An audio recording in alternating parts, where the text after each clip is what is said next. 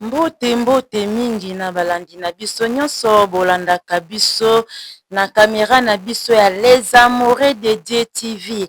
Kamera na biso ya Les Amoureux de Dieu-TV ekitaki na Kingasani ezwi Pascal ezwi quartier 1 kino na 7e.